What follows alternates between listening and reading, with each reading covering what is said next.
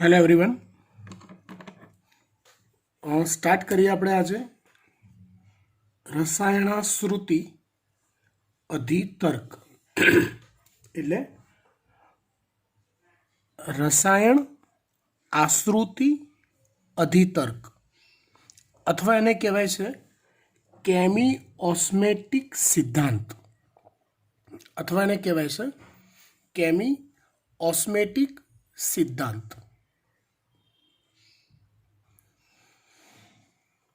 Exactly આ જે સિદ્ધાંત છે ને એ પ્રકાશ રાસાયણિક તબક્કા દરમિયાન અથવા પ્રકાશ સંશ્લેષણ દરમિયાન થતું જે એટીપીનું નિર્માણ છે એ એટીપીના નિર્માણ કેવી રીતે થાય છે એનું ડીપમાં નોલેજ આપે છે. જેમ કે આપણે ગયા લેક્ચરમાં અચક્રીય અને ચક્રીય ફોટોફોસ્ફોરાયલેશનની વાત કરી હતી, ઇલેક્ટ્રોન વહન માર્ગની વાત કરી હતી. તો એમાં આપણે જુઓ કે ઇલેક્ટ્રોન પરિવહન તંત્રમાંથી ઇલેક્ટ્રોન પસાર થાય ત્યારે એડીપીમાંથી એટીપી બને. ઇલેક્ટ્રોન પરિવહન તંત્રમાંથી ઇલેક્ટ્રોન પસાર થાય ત્યારે એડીપીમાંથી એટીપી બને. આવું આપણે શીખી ગયા હતા. પણ એ એટીપી એક્ઝેક્ટલી કઈ ઘટનાના આધારે તૈયાર થાય છે કે બને છે એ આપણે ડીપમાં સમજવું છે, એકદમ ડીપમાં. એને કહેવાય છે રસાયણાશ્રુતિ અધિતર્ક. ચોપડીમાં આપેલી આ થિયરી તરત ખબર પડી જશે જો હું તમને જે સમજાવું છું એમાં તમે પૂરેપૂરું ધ્યાન આપ્યું તો. રાઈટ. હવે સૌથી પહેલા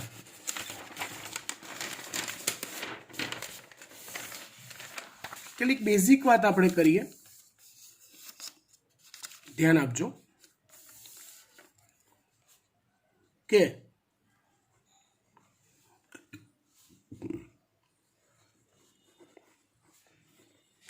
કેમિઓસ્મેટિક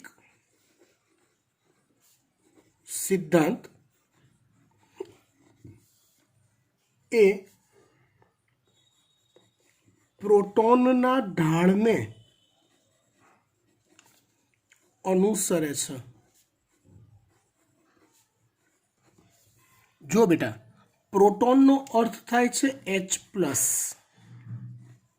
તમે કોઈ હાઇડ્રોજન પરમાણુ વિચારો તો હાઇડ્રોજન પરમાણુમાં શું હોય તો કે એના કેન્દ્રમાં કે નાભીમાં એક પ્રોટોન હોય, એની કક્ષામાં એક ઇલેક્ટ્રોન ફરતો હોય. હવે કક્ષામાંથી એક ઇલેક્ટ્રોન દૂર કરી દઈએ તો એ હાઇડ્રોજન પરમાણુ કહેવાશે H+, જેમાં બાકી શું રહ્યું હવે ખાલી તો કે પ્રોટોન જ બાકી રહ્યો. એટલે તમે પ્રોટોન કહો કે પ્રોટોનની જગ્યાએ એને H+ કહો, બંનેનો અર્થ એક જ થાય. એ પ્રોટોનના ઢાળને અનુસરે છે કેમિઓસ્મેટિક સિદ્ધાંત. એટલે કેવું હોય કે ધારો કે આ કોઈ એક પટલ છે, હું જે સમજાવું છું એ વાત ધ્યાનથી પૂરા ધ્યાનથી સમજવા પ્રયત્ન કરજો, કેમ કે સેમ ટુ સેમ આવો જ આ જ સિદ્ધાંત ફરી પાછો શ્વસનના ચેપ્ટરમાં એટલે કે આના પછીના પ્રકરણમાં પણ શીખવાનું આવશે જ. ધારો કે આ કોઈ એક પટલ છે, રાસાયણિક પ્રક્રિયા એવા પ્રકારની થતી હોય કે પટલની એક તરફ H+ નું પ્રમાણ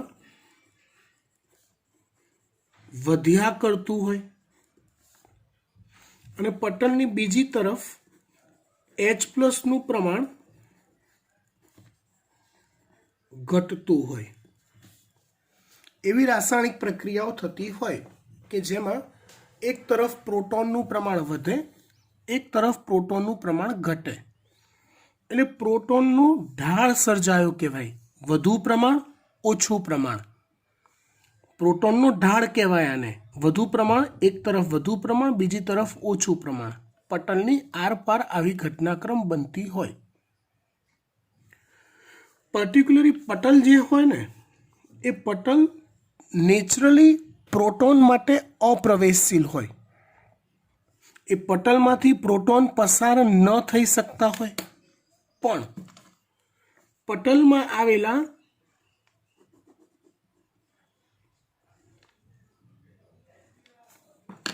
એક વિશિષ્ટ પ્રકારનો આયન માર્ગ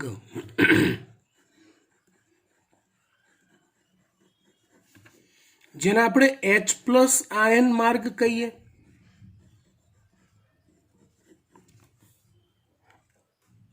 એવો આયન માર્ગ કે જેમાંથી પ્રોટોન પસાર થઈ શકતો હોય.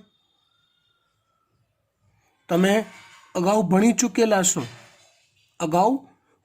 ચૂકેલા છો કે આ આયન માર્ગ જે છે એ હંમેશા પ્રોટીનના બનેલા હોય છે.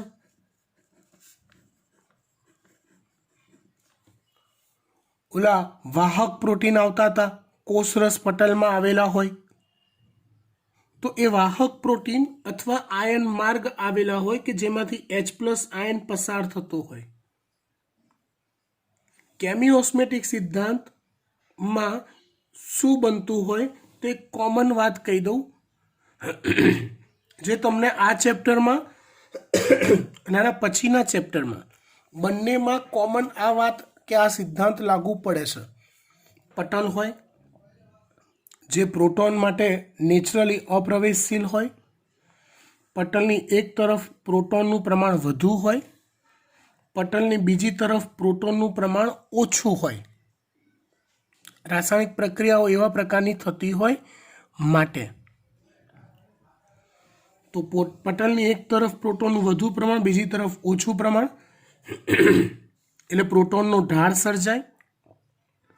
પણ પટલમાંથી નેચરલી પ્રોટોન પસાર ન થતા હોય, પણ H+ આયન માર્ગ પ્રોટીનના બનેલા પટલમાં આવેલા હોય. અહીંયા એ જે આયન માર્ગ છે H+, એના તરીકે એટીપી સિન્થેટેઝ ઉત્સેચક આવેલો હોય. જો ઉત્સેચક પણ પ્રોટીનના બનેલા હોય છે બેટા, ઉત્સેચક પણ શેના બનેલા હોય છે? પ્રોટીનના જ બનેલા હોય છે. તો અહીંયા એટીપી સિન્થેટેઝ એ 2 in 1 તરીકે કામ કરે છે. એટીપી નિર્માણમાં મદદ કરતા ઉત્સેચક તરીકે પણ કામ કરે છે અને H+ નું વહન કરતા પ્રોટીન તરીકે પણ કામ કરે છે. તો એ H+ પોતાના વધુ પ્રમાણથી ઓછા પ્રમાણ તરફ જાય, H+ પોતાના વધુ પ્રમાણથી ઓછા પ્રમાણ તરફ જાય, એ જાય એટલે ઢાળ તૂટ્યો કહેવાય ને. વધુ પ્રમાણમાંથી ઓછા પ્રમાણ તરફ જાય એટલે જ્યાં પ્રમાણ ઓછું છે ત્યાં ધીમે ધીમે વધ્યા કરશે, જ્યાં પ્રમાણ વધુ છે ત્યાંથી ધીમે ધીમે ઘટ્યા કરશે. એટલે ઢાળ નાનો બનતો જાય, તૂટતો જાય. એ ઢાળ તૂટતો જાય જેના લીધે એટીપી સિન્થેટેઝ એ તૂટતા ઢાળમાંથી ઉર્જા પ્રાપ્ત કરી એડીપીમાંથી એટીપીનું નિર્માણ કરતો જાય. બેઝિક આ જ સિદ્ધાંત કેમિઓસ્મેટિક સિદ્ધાંત કહેવાય. કેટલા મુદ્દા તો કે પટલની એક તરફ પ્રોટોનનું વધુ પ્રમાણ, બીજી તરફ પ્રોટોનનું ઓછું પ્રમાણ, એટીપી સિન્થેટેઝ ઉત્સેચક વાહક પ્રોટીન તરીકે પણ કામ કરે, પ્રોટોન વધુથી ઓછા પ્રમાણ તરફ એટીપી સિન્થેટેઝમાંથી પસાર થઈને જાય, એ જાય એટલે એટીપીનું સંશ્લેષણ થાય, એટીપીનું નિર્માણ થાય, ઢાળ તૂટતો જાય, એટીપી બનતા જાય. આને કહેવાય છે કેમિઓસ્મેટિક સિદ્ધાંત. અહીંયા એ જે સિદ્ધાંત છે કઈ રીતે લાગુ પડે છે? તો ધારો કે આ થાઇલેકોઇડ છે, આ ઓલું ગ્રેનમ હોય ને, ગ્રેનમમાંનું એક થાઇલેકોઇડ હોય.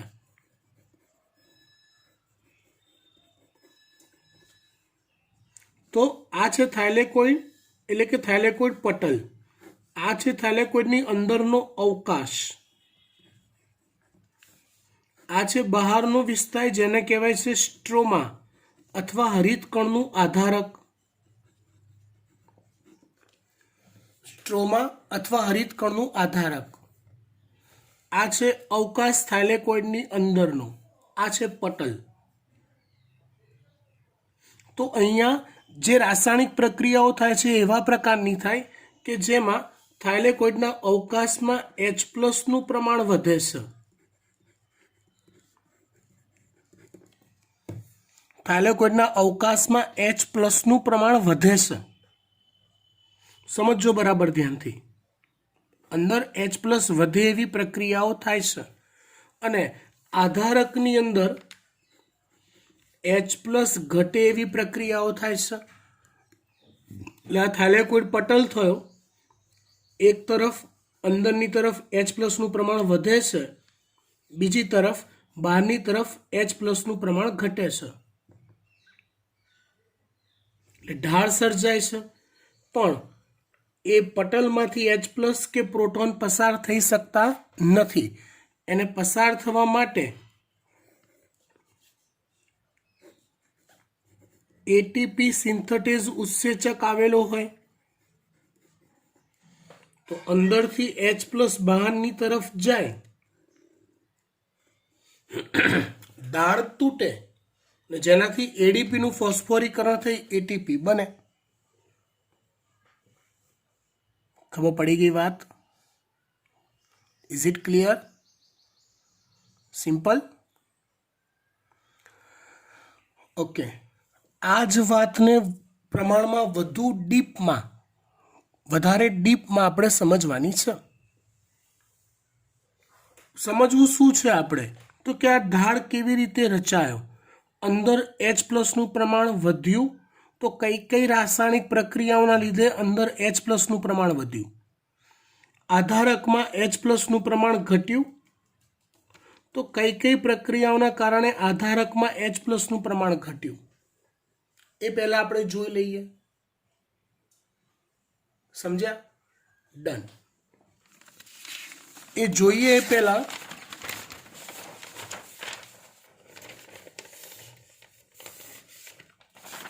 ફરી એકવાર હું અચક્રીય ફોટોફોસ્ફોરાયલેશન તમને સમજાવું. P680 પર પ્રકાશ આપાત થાય, એમાંથી એનું પ્રક્રિયા કેન્દ્ર ક્લોરોફિલ એ ઉત્તેજિત થાય. એટલે એમાંથી ઇલેક્ટ્રોન મુક્ત થાય કે જે વિજાણુ ગ્રાહક અથવા ઇલેક્ટ્રોન ગ્રાહક દ્વારા સ્વીકારાય. P680 ઉત્તેજિત થતા પાણીનું પ્રકાશ પ્રેરિત વિઘટન થાય. એટલે જો એમાંથી ઇલેક્ટ્રોન મુક્ત થાય જે P680 માં જાય, પણ 2H+ મુક્ત થાય છે. પ્રોટોન એ અવકાશમાં રહેશે. હું આટલું બોલ્યો. અચક્રીય ફોટોફોસ્ફોરાયલેશન તમે જે શીખી ગયા છો ને એમાંથી હું આટલું બોલ્યો. કેટલું બોલ્યો? ફરી વાર. P680 પર પ્રકાશ આપાત થયો. P680 નું પ્રક્રિયા કેન્દ્ર ક્લોરોફિલ એ ઉત્તેજિત થયું. એમાંથી ઇલેક્ટ્રોન મુક્ત થયા જે ઇલેક્ટ્રોન ગ્રાહક કે વિજાણુ ગ્રાહક દ્વારા સ્વીકારાયા. P680 ઉત્તેજિત થતા પાણીનું પ્રકાશ પ્રેરિત વિઘટન થયું. ઇલેક્ટ્રોન મુક્ત થયા જે P680 માં ગયા અને H+ અથવા પ્રોટોન આપાત થયા. ઇન શોર્ટ, આ જ વાતને હું વધારે ડીપમાં સમજાવું. આટલી જ વાતને ધીમે ધીમે શીખીશું. ઉતાવળ ના કરશો.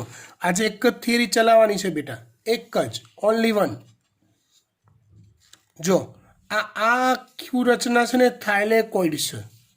જ્યાં મારી પેન ફરે છે અત્યારે એ થાઇલેકોઇડ પટલ છે. અંદરનો વિસ્તાર છે થાઇલેકોઇડ અવકાશ છે, જ્યાં H+ નું પ્રમાણ વધે એવી રાસાયણિક પ્રક્રિયાઓ થાય છે. બહાર છે એ આધારક છે, જ્યાં H+ નું પ્રમાણ ઘટે એવી પ્રક્રિયાઓ થાય છે, નિમ્ન H+ રહે એવી. हाल આપણે શું ક્લિયર કરી રહ્યા છીએ? અંદર એવી કઈ કઈ ઘટનાઓ થાય કે જેનાથી અંદર H પ્લસનું પ્રમાણ વધે અને બહાર H પ્લસ ઘટે. Let's see. તો આગળ મેં જે સમજાવ્યું એ અહીંયા રિપીટ કરીએ. જો પ્રકાશ છે આ P680 છે થાઇલેકોઇડ પટલ પર આવેલું, ધ્યાન આપજો. આ P680 છે, પ્રકાશ આપાત થયો, પ્રકાશ આપાત થયો. આ છે એનું પ્રક્રિયા કેન્દ્ર ક્લોરોફિલ એ છે, આ રહ્યું, આ ગોળ સર્કલ કર્યું છે. પ્રકાશ આવતા એ ઉત્તેજિત થયો અને એમાંથી ઇલેક્ટ્રોન મુક્ત થયો અને અહીંયા એ વીજાણુ ગ્રાહક છે કે જ્યાં ઇલેક્ટ્રોન ગયો. આગળ શું થયું એ પછી કહું છું. અત્યારે આટલું જ, જેટલું હું ઓલી આકૃતિમાંથી સમજાવું એટલું જ અહીંયા સમજવાનું, બધું ભેગું નહીં કરવાનું. ડન. પ્રકાશ આવ્યો P680 કે PS2ના પ્રક્રિયા કેન્દ્ર પર આપાત થયો, કેન્દ્રિત થયો, ઉત્તેજિત થયું, એનું પ્રક્રિયા કેન્દ્ર ક્લોરોફિલ એ, ઇલેક્ટ્રોન મુક્ત થયો, વીજાણુ ગ્રાહકમાં ગયો. એની અસરથી પાણીનું વિઘટન થયું. પાણીનું વિઘટન થતાં 1/2O2 બન્યો અને H પ્લસ બન્યો. ઇલેક્ટ્રોન બન્યો જે અંદર સ્વીકારાયો, ઇલેક્ટ્રોન બન્યો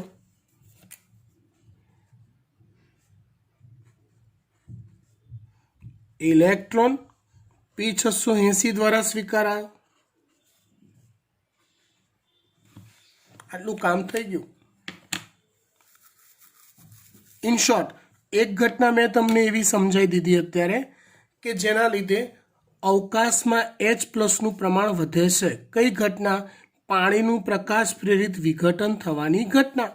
એના કારણે અવકાશમાં થાઇલેકોઇડ પટલની પોલાણની અંદર H પ્લસનું પ્રમાણ વધે છે. That's good. ચલો હવે આગળ સમજાવો.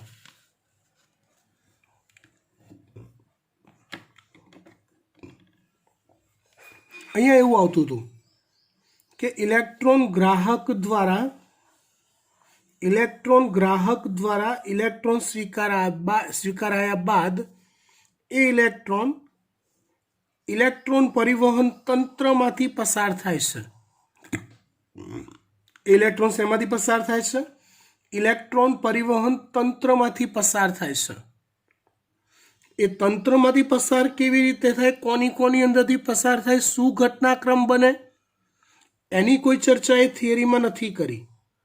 પણ હા, આપણને એટલી ખબર છે ઇલેક્ટ્રોન પરિવહન તંત્રમાંથી પસાર થયા બાદ છેલ્લે P700માં જાય. ફરી એકવાર, વીજાણુ ગ્રાહક દ્વારા ઇલેક્ટ્રોન સ્વીકારાયો તો P680 વાળો, ત્યાંથી ઇલેક્ટ્રોન પરિવહન તંત્રમાંથી પસાર થઈને P700માં પહોંચ્યો. આટલી વાતને હું ડિટેલમાં ડિસ્ક્રાઇબ કરું છું. ધ્યાન પ્લીઝ, સમજો પ્લીઝ. Thank you please.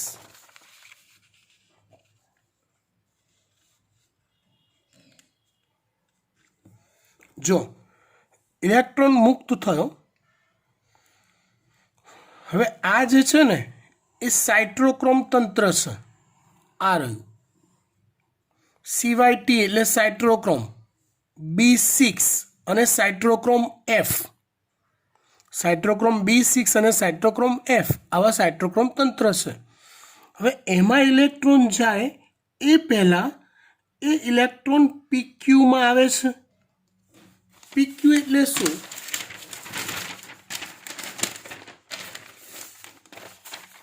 તો PQ મીન્સ પ્લાસ્ટોક્વિનોન.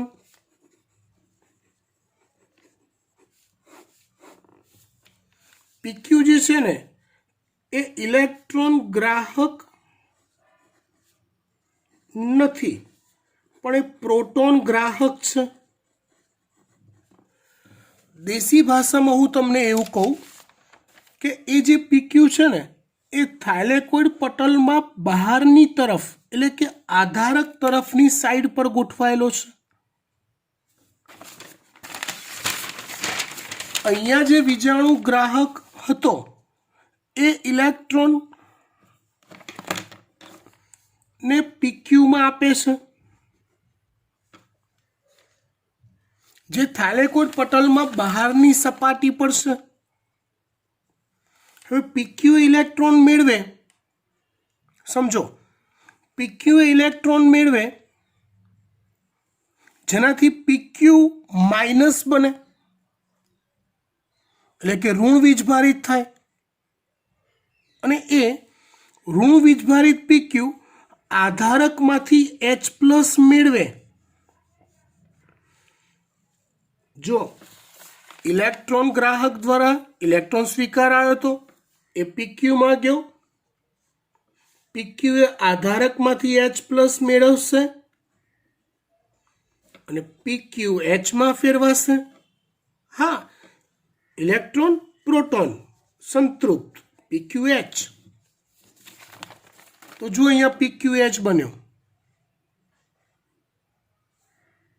ક્લિયર? એ પીક્યુ H બને એમાંથી હવે ઇલેક્ટ્રોન જે છે એ સાઇટ્રોક્રોમ તરફ જાય અને એ H પ્લસ જે છે એ આધારકમાંથી અવકાશમાં મુક્ત થાય. મતલબ કે થાઇલેકોઇડ પોલાણની અંદર H પ્લસ મુક્ત થાય. આ બે ઘટના એવી કીધી તમને બેટા કે જેના દ્વારા આધારકમાં H પ્લસનું પ્રમાણ ઘટે અને અંદર થાઇલેકોઇડ પોલાણની અંદર H પ્લસનું પ્રમાણ વધે. કઈ બે ઘટનાઓ કીધી ફરી એકવાર તો સમજો. હવે આપણે આના પરથી જ આટલું સમજીશું. P680 ઉત્તેજિત થયો, એમાંથી ઇલેક્ટ્રોન મુક્ત થયો, વીજાણુ ગ્રાહકમાં ગયો. ઉત્તેજિત P680 ની અસરથી પાણીનું પ્રકાશ પ્રેરિત વિઘટન થયું. 1O2 H પ્લસ અને ઇલેક્ટ્રોન બન્યા. આમ પાણીના વિઘટનથી H પ્લસનું પ્રમાણ વધ્યું એટલે થાઇલેકોઇડ પોલાણ અથવા અવકાશમાં H પ્લસનું પ્રમાણ વધી ગયું અને મુક્ત થયેલા ઇલેક્ટ્રોન P680 દ્વારા સ્વીકારાયા. એક પ્રક્રિયા એવી થઈ કે જેના દ્વારા અંદર H પ્લસ વધ્યું. હવે મુક્ત થયેલા ઇલેક્ટ્રોન જે પ્રાથમિક વીજાણુ ગ્રાહક દ્વારા સ્વીકારાયા હતા, એ વીજાણુ ગ્રાહક ઇલેક્ટ્રોનને પીક્યુમાં પાસ ઓન કરે છે, પ્લાસ્ટોક્વિનોનમાં. પીક્યુ એ થાઇલેકોઇડ પટલમાં બહારની કિનારી તરફ આવેલા હોય છે. ઇલેક્ટ્રોન મેળવે એટલે પીક્યુ ઉત્તેજિત થાય અને આધારકમાંથી H પ્લસ થામી લે અને પીક્યુ H2માં ફેરવાય રિડક્શન થઈને. પણ એ પીક્યુ H2 તરત જ ઇલેક્ટ્રોન સાઇટ્રોક્રોમ તંત્રને આપી દેશે અને હાઇડ્રોજન આયન એ થાઇલેકોઇડના અવકાશમાં મુક્ત કરે છે.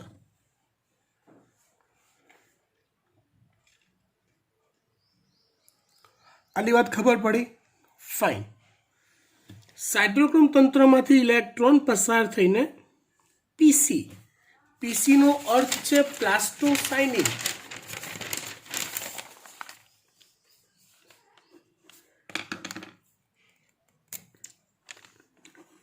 પીસી મીન્સ પ્લાસ્ટોસાઇનિન.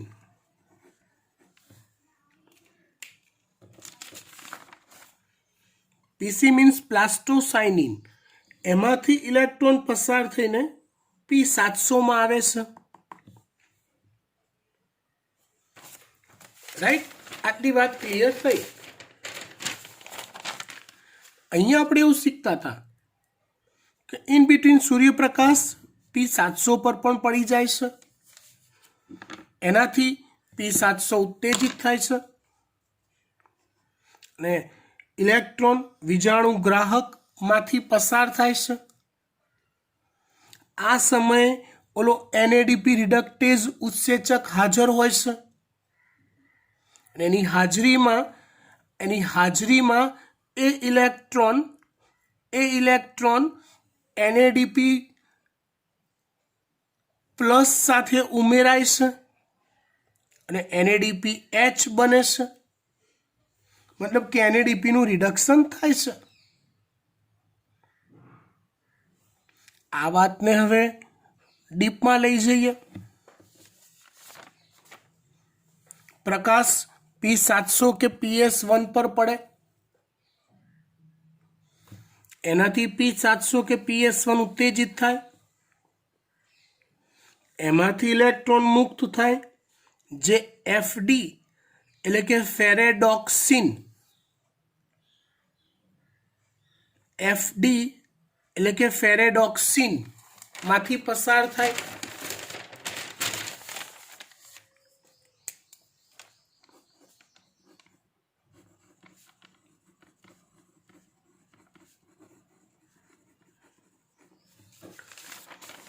એમાંથી પસાર થયા બાદ ઇલેક્ટ્રોન FNR ના સંપર્કમાં આવે,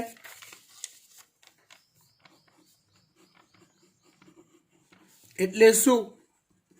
તો ફેરેડોક્સિન NADP રિડક્ટેઝ ના સંપર્કમાં આવે. આ જે NADP રિડક્ટેઝ છે, ફેરેડોક્સિન NADP રિડક્ટેઝ, એ થાઇલેકોઇડ પટલમાં આધારક તરફ હોય છે, એટલે કે બહારની તરફ હોય છે. તો એની અસરથી NADP પ્લસનું રિડક્શન થાય અને NADPH બને છે, જે આધારકમાં બને છે, હરિતકણના સ્ટ્રોમામાં બને છે. એ દરમિયાન વપરાતો જે H પ્લસ છે એ આધારકમાંથી વપરાય છે. વપરાતા H પ્લસ એમાંથી વપરાય છે, આધારકમાંથી વપરાય છે. મતલબ આધારકમાં સતત આ પ્રક્રિયા થયા કરશે, જેમાં પ્રોટોન વપરાતા જશે, H પ્લસ વપરાતા જશે. અંદર બે ઘટનાક્રમ તમને એવા સમજાયા કે જેમાં પ્રોટોન અંદર વધે છે. એક ઘટનાક્રમ એવો સમજાયો બહાર કે જ્યાં પ્રોટોન સતત ઘટે છે. NADP નું રિડક્શન કરવામાં પ્રોટોન વપરાતા જાય છે. સમજણ પડી ગઈ વાત? ચલો આટલી વાતને આપણે પકડીને રાખીએ કે અંદર એવું થયું બે વાર, બે ઘટનાઓમાં. એક તો પાણીનું વિઘટનથી, બીજું PQ નું રિડક્શનથી અંદર પ્રોટોન વધ્યા અને બહાર NADPH બનતા બહાર પ્રોટોન ઘટ્યા. થાઇલેકોઇડ પટલ એ પ્રોટોન માટે અપ્રવેશશીલ છે. પરિસ્થિતિ શું સર્જાઈ? તો અંદર ઉચ્ચ માત્રાનો વીજ રાસાયણિક ક્ષમતા ઢોળાંશ સર્જાયો, અંદરથી બહારની તરફનો વધતું પ્રમાણ અને ઘટતું પ્રમાણ.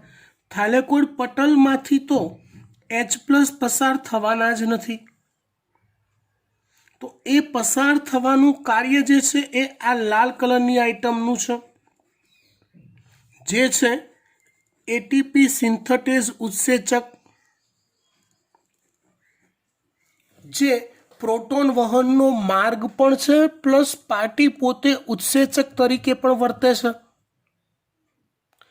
આ ATP સિન્થેટેઝ બે છેડા ધરાવે.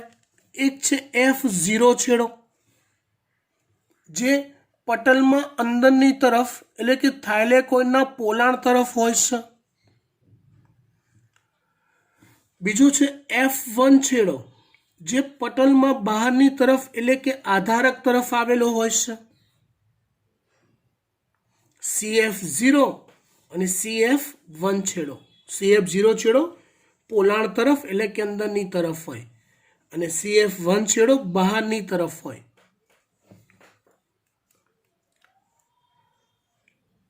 એક સરસ વાત કરું,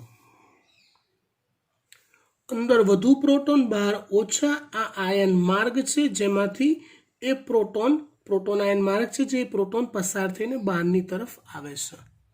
એટલે પ્રોટોન જ્યારે અંદરથી બહારની તરફ આવે ATP સિન્થેટેઝમાંથી પસાર થઈને, એટલે ઢાળ તૂટે છે પ્રોટોનનો. એ ઢાળ તૂટે છે એટલે ઉર્જાનું ઉત્સર્જન થાય છે. અને એ ઉત્સર્જાયેલી જે ઉર્જા છે એ ઉર્જાથી એટીપી એડીપીમાંથી એટીપીનું સંશ્લેષણ થાય છે. હકીકત કંઈક આવી છે કે જ્યારે પણ પ્રોટોન પસાર થતો હોય, ઢાળ તૂટતો હોય, ત્યારે એટીપી સિન્થેટેઝના CF1 ભાગનું એટીપી સિન્થેટેઝના CF1 ભાગ જે છે એનું આકાર બદલાય છે. અને આકાર બદલાય છે એટલે બદલાતો આકાર એટીપીના નિર્માણ માટે જવાબદાર છે. અને બદલાયેલો આકાર ત્યાં સુધી જ બદલાયેલો રહે કે જ્યાં સુધી પ્રોટોન પસાર થતો હોય.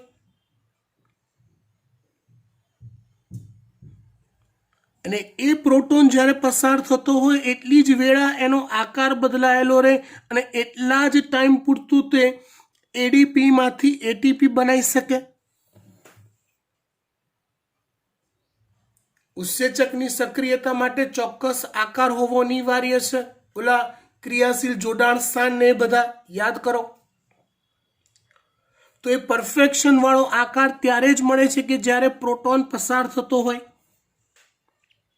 એટલે જેટલી વાર પ્રોટોન પસાર થતો હોય એટલી વાર પૂરતું જ એટીપીનું સંશ્લેષણ થાય, બાકી ના થાય. બાકી એટીપીનું સંશ્લેષણ ના થાય. માની લો કે પ્રોટોન હાલ પસાર નથી થતો, આ પાર્ટની એમને એમ પડી રહી છે, તો ગમે તેટલા એડીપી એના સંપર્કમાં આવે એમાંથી એટીપી ના બને. ફક્ત ત્યારે જ બને કે જ્યારે પ્રોટોન પસાર થતો હોય. કઈ તરફથી કઈ તરફ? CF0 થી CF1 તરફ પસાર થતો હોય. તો ઢાળ તૂટતો હોય તો જ એનો આકાર બદલાય, તો જ એડીપીનું માંથી રૂપાંતરણ કરીને એટીપીનું નિર્માણ કરે છે. આ રીતે એટીપી બને છે, બહાર બને છે. ક્યાં? આધારકમાં. NADPH બને છે તો ક્યાં બને છે? બહાર. કઈ જગ્યાએ? આધારકમાં.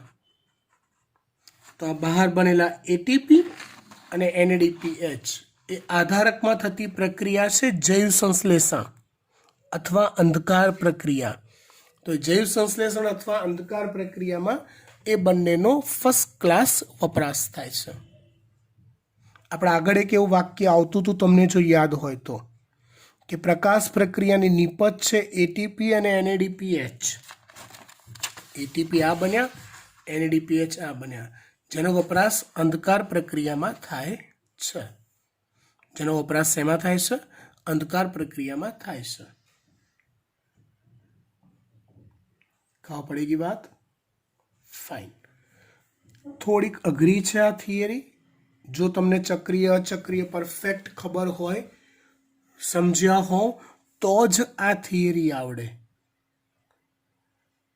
રાઈટ? એટલે આજે જો થિયરી તમે જોઈ લો છો તો આજે ને આજે પરફેક્ટ તૈયાર કરીને લખી નાખજો, તો જ તમને આ થિયરી યાદ રહેશે. અને આ જ બેઠે બેઠી થિયરી શ્વસનના ચેપ્ટરમાં બી આવશે. શ્વસનના ચેપ્ટરમાં કેવું આવશે કહું? આપણે ઓલું કણાભ સૂત્ર લઈએ ને, આ કણાભ સૂત્ર છે, યાદ કરો. આ એનું બાહ્ય પટલ છે, આ એનું અંતઃપટલ અથવા ક્રિસ્ટી પટલ. આ અંદર છે એનું આધારક કણાભ સૂત્રનું. આખું કણાભ સૂત્ર છે. તો એમાં શું થાય છે કહું? આ જે બાહ્ય પટલ અને અંતઃપટલ વચ્ચેનો જે અવકાશ હોય ને, એ અવકાશમાં H+ વધુ પ્રમાણ હોય છે અને આધારકમાં H+ ઓછું પ્રમાણ હોય છે. અને એટીપી સિન્થેટેઝ ઉત્સેચક એ આ અંતઃપટલ પર આવેલો હોય છે. એમાંય સેમ ટુ સેમ બે ભાગ હોય, CF0 અને CF1. અહીંયા CF0 ભાગ, અહીંયા CF1 ભાગ. પ્રોટોન આમ જતા જાય, ઢાળ તૂટતો જાય, એટીપી બનતા જાય. પતી ગયું. એનીવે આટલે સુધી રાખીએ છીએ. પરફેક્ટ તૈયાર કરજો. અને આ જે સ્ટ્રક્ચર છે એ સ્ટ્રક્ચર હોમવર્કમાં 3 વાર દોરવાનું છે. થિયરીઝ જે છે એ 2 વાર અને આ સ્ટ્રક્ચર છે હોમવર્કમાં 3 વાર. પાક્કી તૈયાર કરજો થિયરી બેટા. Thank you. Wish you happy Uttarayan to everyone. પતંગ ચગાવજો, ફિરકી પકડજો, પણ થોડુંક સોશિયલ ડિસ્ટન્સિંગ રાખજો અને પોતાનું ધ્યાન રાખજો. Bye bye. Thank you.